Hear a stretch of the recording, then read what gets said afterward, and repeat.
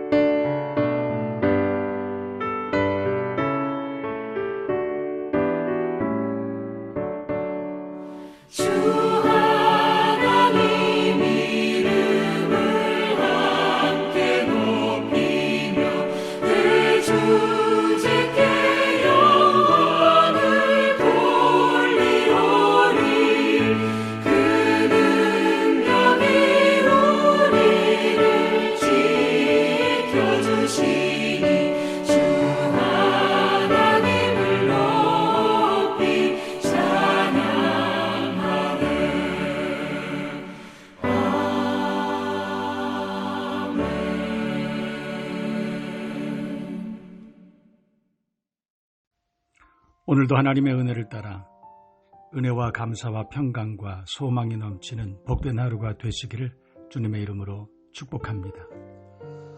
하나님께서 오늘 우리에게 주시는 말씀은 열왕기하 2장 1절부터 3절까지의 말씀입니다. 제가 먼저 읽어드리겠습니다.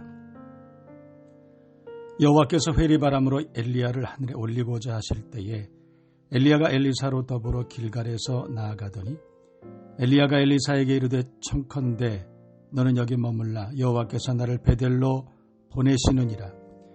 엘리사가 가로되 여호와의 사심과 당신의 혼의 삶을 가리켜 맹세하노니 내가 당신을 떠나지 아니하겠나이다.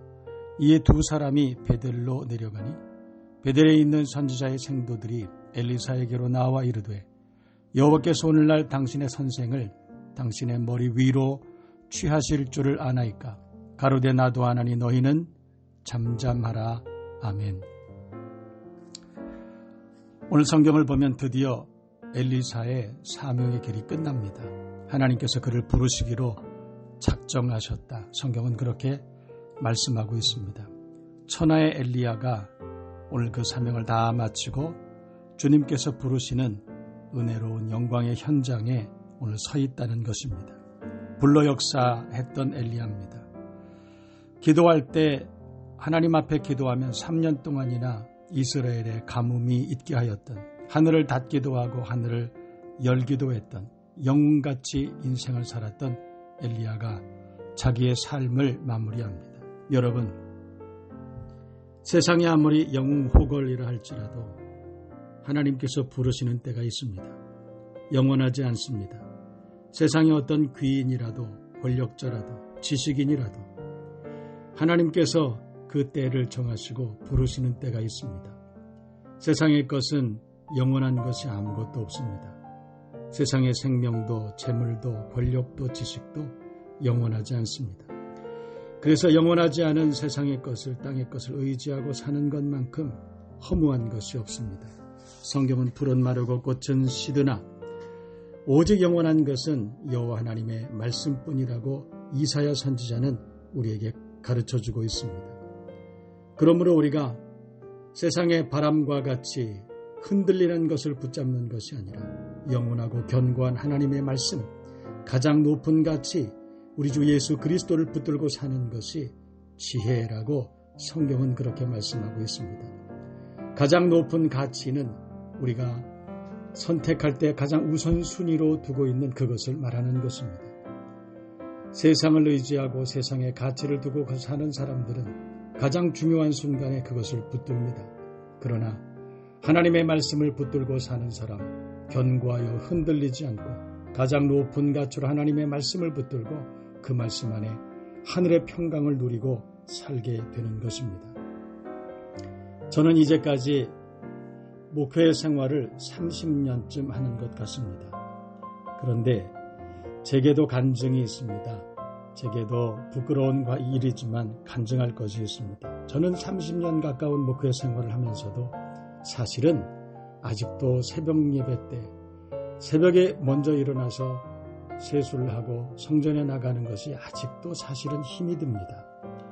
아직도 30년 동안이나 했던 새벽에 일어나는 그것이 온전히 습관이 되지 않았기 때문에 그렇습니다.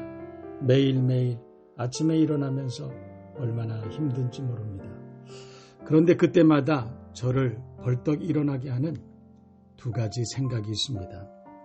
한 가지는 내가 만약 10분 더 잔다면 정말로 내가 훨씬 더 건강하고 훨씬 더 행복해질까라고 하는 생각입니다. 그래서 저는 새벽에 일어날 때마다 10분 더 자면 뭐해? 이런 생각을 제일 먼저 합니다. 두 번째는 나보다 더 신실하고 나보다 더 믿음으로 주님 앞에 나와 새벽마다 예배하는 사랑하는 성도들이 생각나기 때문에 그렇습니다. 그래서 그런 생각을 할 때마다 부끄러운 마음으로 저는 벌떡 일어나서 성전을 향해서 달려갑니다. 육체를 가장 소중히 여기는 사람, 육체의 쾌락을 가장 소중히 여기는 사람, 땅의 것을 가장 높은 가치로 여기는 사람은 하늘의 신령한 은혜를 맛볼 기회가 없는 것입니다. 그래서 우리가 이 땅에 살면서도 우리의 발은 땅을 딛고 살지만 우리의 눈은 늘 하늘을 보고 가장 높은 것을 가치로 여기고 그렇게 살아야 되는 것입니다. 여러분, 엘리야의 시대는 지나갑니다. 아니, 그 다음 세대를 잇는 엘리사의 시대도 지나가는 것입니다. 이스라엘의 10왕의 시대가 다 지나갑니다. 우리의 때도 지나가게 되는 것입니다. 가장 높은 가치를 붙들고 살아가는 저와 여러분 모두가 됐으면 좋겠습니다. 성경은 푸른 마르고 꽃은 시드나 우리 하나님 말씀은 영영이 서리라 하라. 여러분, 오늘도 하나님께서 우리에게 귀한 날을 허락해 주셨습니다. 여러분이 가장 높은 가치로 여기고 사는 것은 무엇입니까? 재물을 높은 가치로, 가정을 가장 높은 가치로, 명예와 권력을 가장 높은 가치로, 어떤 사람은 지식을 가장 높은 가치로 여기고 그렇게 산다고 합니다. 그러나 여러분, 이 모든 것들은 다 전도자는 헛되고 헛되며 헛되고 헛되니 모든 것이 다 헛되다고 그렇게 고백하고 있다는 것입니다. 가장 높은 가치를 쫓아서 삽시다. 그리고 가장 높은 가치를 위하여 주님 앞에 믿음으로 승리하며 살아가는 저와 여러분 모두가 되었으면 좋겠습니다. 오늘 하루를 삽니다. 하나님께서 기뻐하는 삶이 뭘까? 하나님께서 기뻐하시는 오늘 하루는 어떻게 살아야 되는 것일까? 묵상하며 오늘 하루도 믿음으로 기쁨이 시작되는 감사가 넘쳐나는 복된 하루가 되실 수 있기를 주님의 이름으로 축복합니다. 찬송 부르시겠습니다.